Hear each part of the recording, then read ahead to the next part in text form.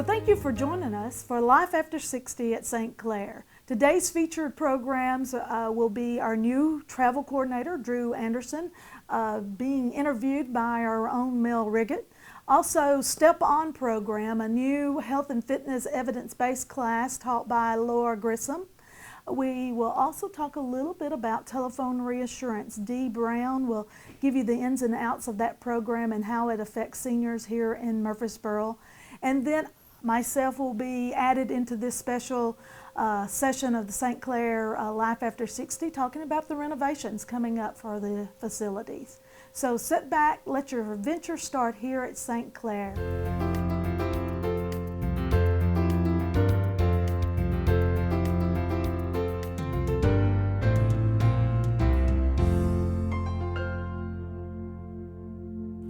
Hi, I'm Mel Riggett, and here at the St. Clair Senior Center, and we're going to discuss today some trips and something new and exciting. We have a welcome center for all our guests, and for that, I'm going to turn it over to Drew Anderson to give us some detail on what's going on here. Thank you, Mel. It's exciting to be here.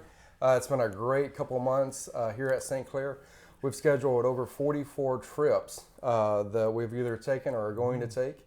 And we have more coming out every month. Our goal is to have 12 to 14 trips that focuses on either education, recreation, or health and fitness, which is our overall goal here at St. Clair. The Welcome Center is to welcome all new members, but also existing participants that have been here for a number of years. They may or may not know exactly all the programs that take place here at St. Clair, so if they want to get plugged back in or find out more information about the programs that we do offer, this is a great place to come and find out that information.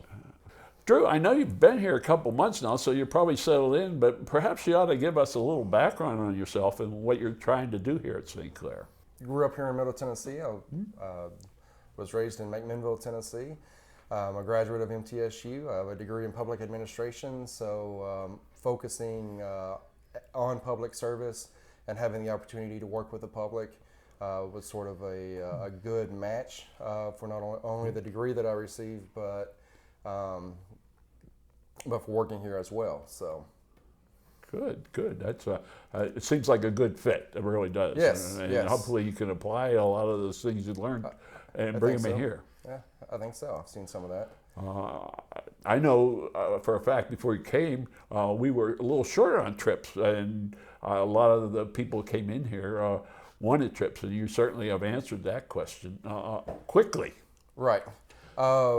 We're not necessarily taking the program in a new direction. We're just making the previous direction much better. Oh, great. So upgrading the number of trips that we take per month, the quality of trips, the diversification of trips, and then also looking out to where we go, sort of what we call our medium-sized trips, or mostly our domestic trips, pinpointing exactly where it is that participants would like to visit, and then visiting those trips, making those trips accessible and for the participants themselves. So we've had a lot of requests to go to Napa Valley in California, but very specific details about that maybe not.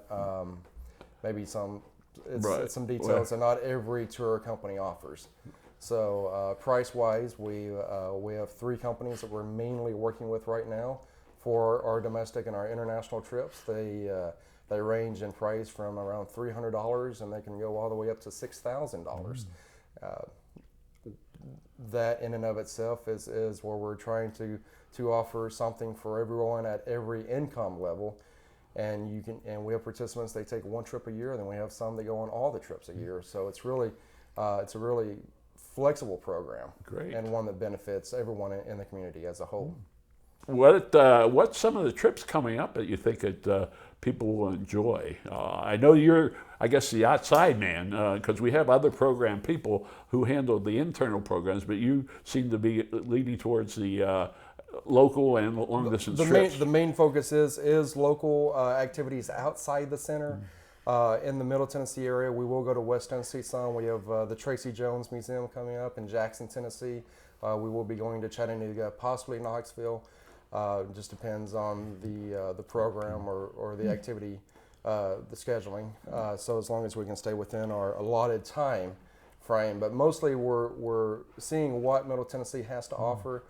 And then on our long trips, we have our trips planned to New Orleans, Boston, Salem, and Cape Ann, Chicago, the Grand Canyon. I like the one about being a James Bond person. That one to the Riviera excites me. There is a 7-day trip to Nice in France coming up, so that'll be very good to take a river cruise down the French Riviera. And I see you got your old mystery lunch coming up again, and you never say anything about it. You just surprise everybody. And I noticed this time you got 2 days full of them. So right, the mystery lunch is very popular. There was so much interest in it that we're actually filling our largest bus.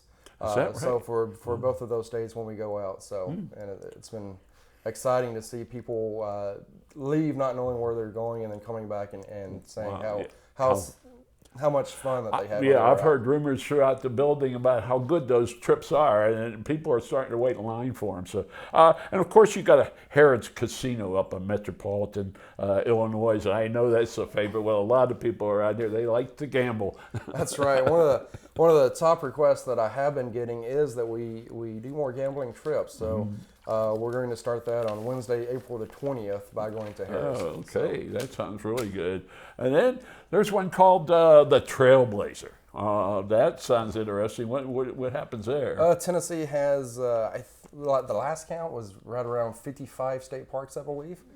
So the Trailblazers is a chance to get out and explore not all 55 this year, but hopefully in the years to come, we will hit most of our state parks. Wow. And that's one of the best ways to see exactly what Tennessee has to offer. It's the best of Tennessee. Great, great. Then I see you got a Country Living magazine presentation. That's got to be interesting because I'm sure a lot of people around here read that magazine. That's right. Anyone who, I always grew up, seeing Country Living magazine. I didn't necessarily read it myself, but the editors will be in Nashville at the Wilson County Fairgrounds.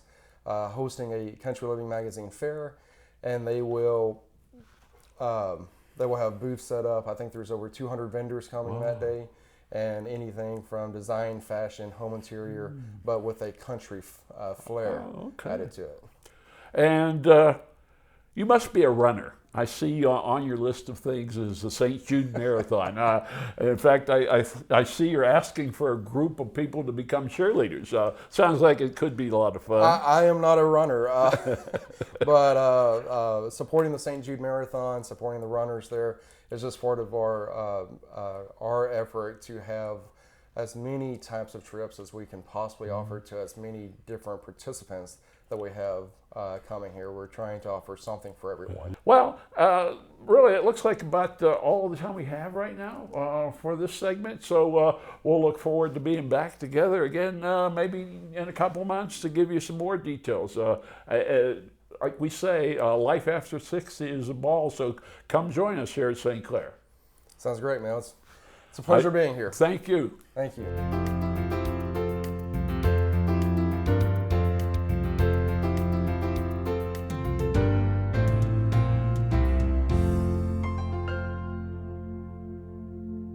Another thing is this class is a go at your own pace class. So do not feel like you have to do everything I'm doing, all the reps I'm doing. You do what your body's comfortable doing. Again, especially if you have not exercised in a long time, you take it at your pace. The name of the class is Go for Life, and it is a class where we work on strengthening our bodies, we work on flexibility, and on balance. So this is for folks who, it's a real entry-level class, exercise class, so it's for folks who maybe have never exercised in their life. It's a class for somebody who, like I said, hasn't exercised in some time, or maybe who is getting to the point where they're having trouble getting around. And so they realize that they may have read something or their doctor has told them, you need to work a little bit of physical activity into your life. We have folks in there who will sit during most of the class. We even have some folks who cannot get out of a chair, but you're still able to do the arm exercises. We use weights, and you could just do the exercises in your chair. We do leg exercises, but this class, the good thing about it is you do the exercises that you're able to do. There's never any pressure on anyone to keep up with everybody else in the class. It's a at your own pace type of class. So anybody who is able to do this with their arms, do this with their arms, the class is wonderful for them. They come in and do what they're able to do. Right now we normally have, I'd say, an average of 10 or 12 folks that come to the class. As we have grown, we actually started out, when I started the class a few years back, I would have 3 people maybe in the class. So we have grown into a much larger class, and we have up to 18 people at a time. And the only problem is it does get a little bit crowded in there, but to me, the more the merrier, as far as we have such a good time. We have good conversation while we're doing our exercise routine. So I like to have a lot of folks in there, but we did actually grow enough to where we started another class on Wednesday and Friday mornings. So we have the Go for Life class, which someone else teaches, but it is the same class routine in the mornings on Wednesdays and Fridays to kind of deal with the crowded situation. I'll be honest with you, right now I'm judging by what they tell me. And I do have people all the time telling me, 3 months ago I couldn't do this, and now I'm able to do this. They can see the improvement in their everyday activities in life. For something as simple as standing on a step ladder and putting something up when they never would have dreamed of doing that a few months ago, but now that they've been in the class, their balance is that much better. Because like I said, we work on strengthening the body as well, which all of those things go together. Strengthening the body, the better the balance, that sort of thing. We do have a testing that we can do in the class, which I had done in the past, and I'm going to get started again. My folks aren't thrilled about the idea of taking a test, but there is a test that about every 3 months you can do to show how far they have advanced. It checks their balance, it checks their strength, and it checks their endurance. So we are going to start doing that again very soon. We do a bicep curl, which is just a very simple, bringing that weight up, working the bicep, and then working it again as you come back down. We work on the tricep area as well. We do a couple of different exercises. We do the overhead lift where they're doing this to work the back of the arm. And these are important parts for everybody. They want to get these arms nice and strong so they can do more things on their own. As we age, we tend to get to a place where we have to get other people to do some things for us. But if you can keep your body in a pretty good shape, then you're going to be able to do more on your own, which makes everybody feel better about themselves. We do some leg exercises where we will work on the, again, strengthening of the major muscle groups in the thighs and in the calves. Those types of things where we do the side leg lifts. That's a really good one, works our outer thighs up into the glutes. We try to work the entire body. We start with the arms, and then we do the legs and the core as well. We did some of the abdominal exercises where we worked the abs, and then in the end, of course, we work on the balance exercises. To me, the most important part of the class is folks coming in and getting their body in motion. Again, as we get older, we tend to do more sitting. If you have arthritis, you have pain, and that makes you not as likely to get up and move. But the funny thing about it is, if you have pain, if you will actually exercise, that will reduce your pain. And that's what I try to tell folks, and the people that are taking the class who have been taking it will tell you that it helps with arthritis. But just to get the body in motion is a really important thing. If you don't use it, you really do lose it. So I try to get people to come in there. And again, even at their own pace, even if they're not doing every exercise we do, to keep that body going, keep it in motion, it makes all the difference in lots of different areas of your life. So if you're 60 years old or over, we would love to have you come out to the Senior Center and participate in Go for Life. We have the class 4 different times. We have it on Tuesday and Thursday afternoons from 1 to 2. And then we have it on Wednesday and Friday mornings from 9:15 to 10:15. It's a great class for anybody who hasn't exercised in a while, or if you just want to come and watch to see if it's something that you might be interested in, you're more than welcome to do that. We have fun in the class. We have lively conversation. We have music playing, and it's a good way to get some activity into your life.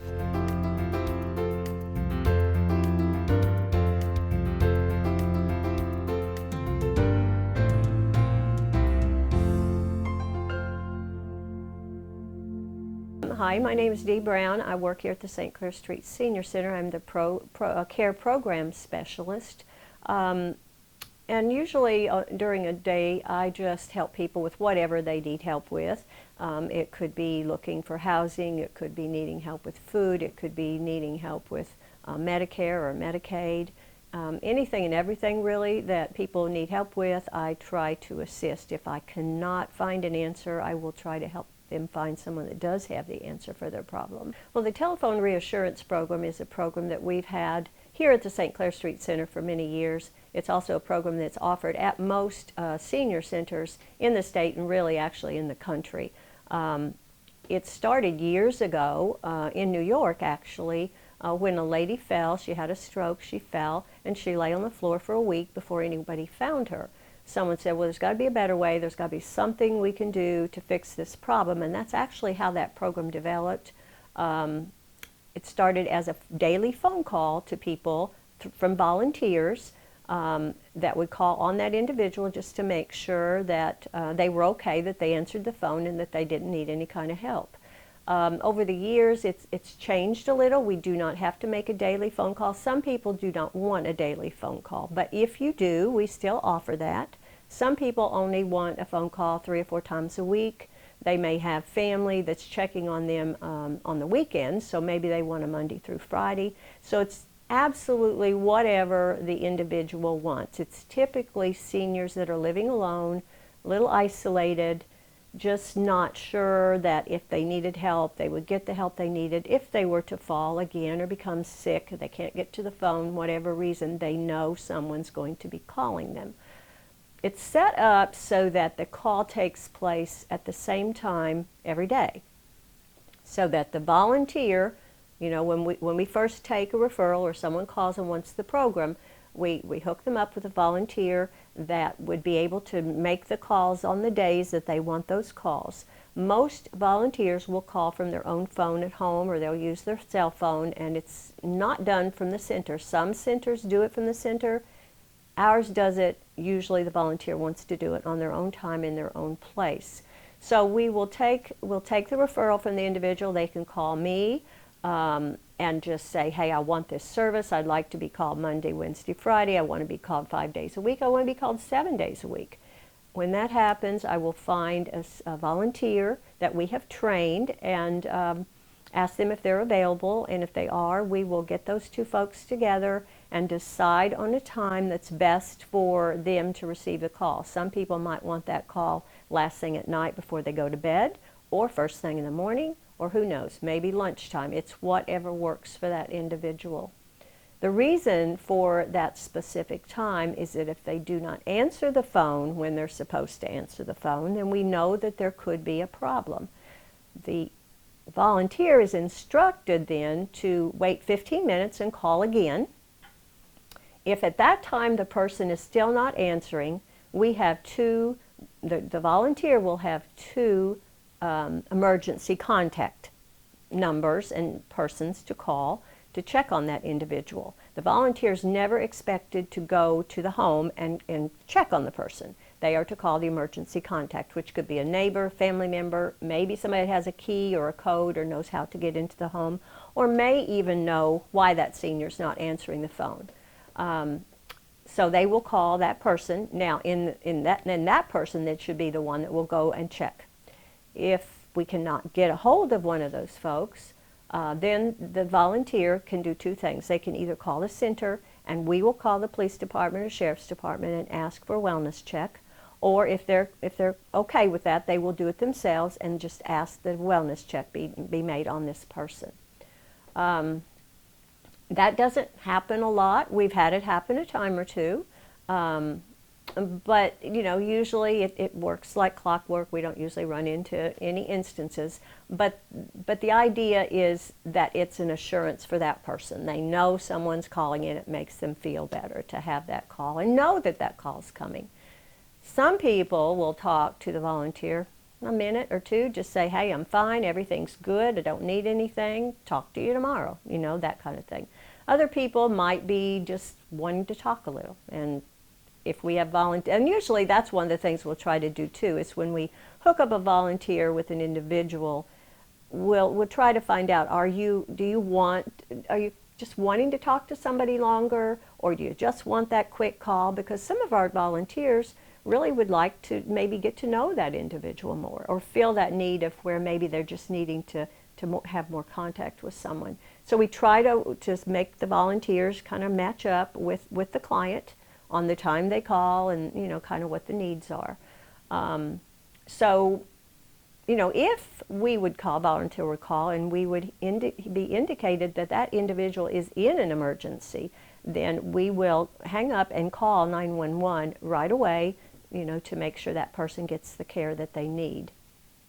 This last year, we've changed the program to that daily call, or whatever, however many days that person wants the call, to actually, it can be temporary if you've had surgery, or you're recovering for something, or maybe your caregiver's going out of town, or your family's leaving town and you're feeling uncomfortable to be alone.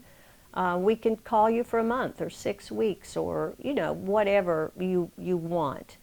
We also have a program too that is just, I guess it's an emergency weather situation. We have a list of, I probably have about 30 individuals on that list now, that were we to have a severe tornado, a severe ice storm, something that would block out electric and heat and those kinds of things, to where people could be in danger, then I have people signed up for that program. We will only call them if we have a serious emergency, like a community emergency. Then we would call those folks and just see if they're okay. If we found out, hey, I don't have food, I don't have power, I haven't had heat for, today, and I'm cold, we'll try to figure out a way to get them the help that they need. So there's really kind of 3 ways. It can be like a, semi-permanent, every day, however you want it to be. It can be just as you're recovering from an illness or an injury, or temporary, or it can be just the weather situation. The only, we have just a couple commitments that people have to make. The volunteers have to be committed to making those calls on the time that we ask them to make the calls. The individual has to be committed to being with their phone when they say they're going to be there, because if that's not the case, then this whole thing's turning into an emergency situation. If they're not going to be there that time, they know they're not going to be there, to let that volunteer know, hey, I won't be here tomorrow when you call because I'm going to the doctor's office, or just something like that. So we're always looking for referrals for the program, individuals that would like to have the service. We would love to sign folks up for that. And we look for volunteers as well that would like to make those phone calls. So you can call the center, and you can call me at 615-848-2550, and maybe we can start you on the program or get you volunteering to help.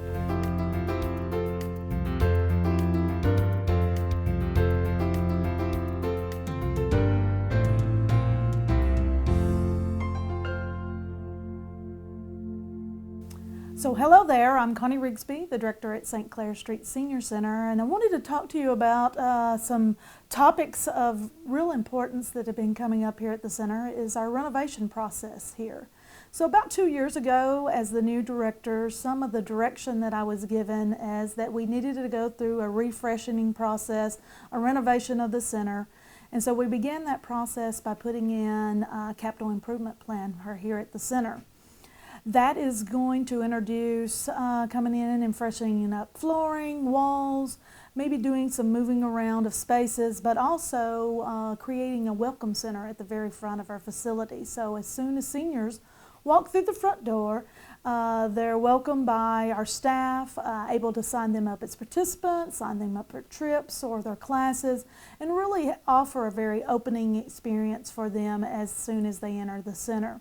Some of the other processes that we looked at was our biggest complaint, besides parking, was heating and air. And so we looked at working with the energy system survey and getting an improvement plan for our heating and air and our overall lighting in the facility. So what that's going to be including is a complete overhaul of the entire heating and air system at the center. It'll bring in fresh air from outside, making the facility more comfortable and for folks to enjoy while they're in classes, whether it be in an exercise class or in an educational class. So we really hope those improvements will help the overall feel and comfort of our participants as they come and join us for activities here at St. Clair. The project doesn't have a start date as of yet. We know sometime of this year we will begin the project. We are working out the details with all the contractors. All of those folks have been in and out of the facility for the last 6 months. And so as the plans get closer and closer, we'll be able to get that information out to our participants. But we wanted to share with you that we are in line for an upgrade. I'm going to refer to the changes in the front of the facility, the Welcome Center. You'll see as you enter the door from the pictures, you're going to have a very wide open space there.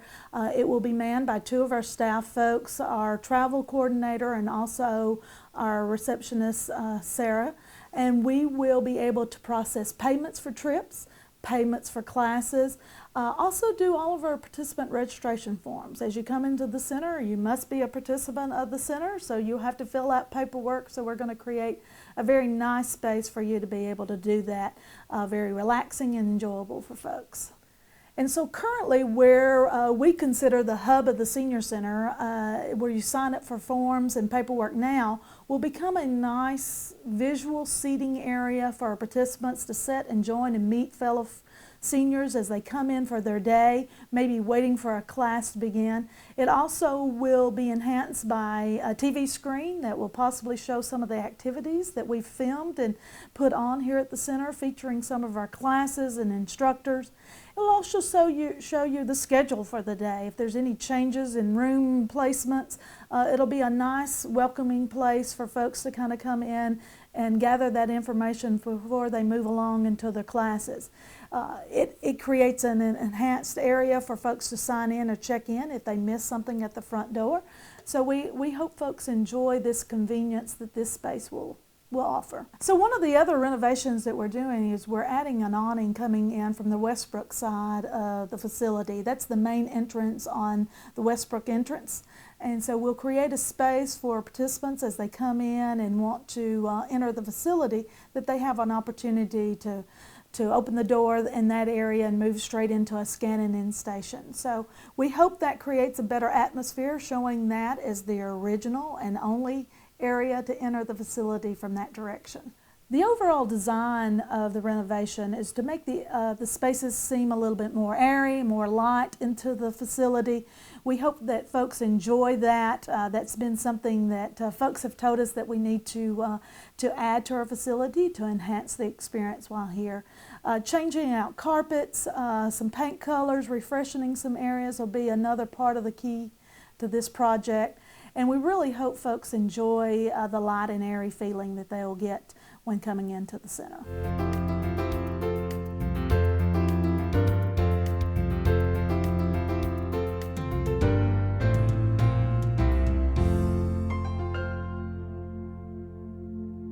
For more information about the programs you've seen on this episode of Life After 60, contact St. Clair Street Senior Center at 615-848-2550. That's somebody calling now wanting to know more about what we do at St. Clair Street Senior Center.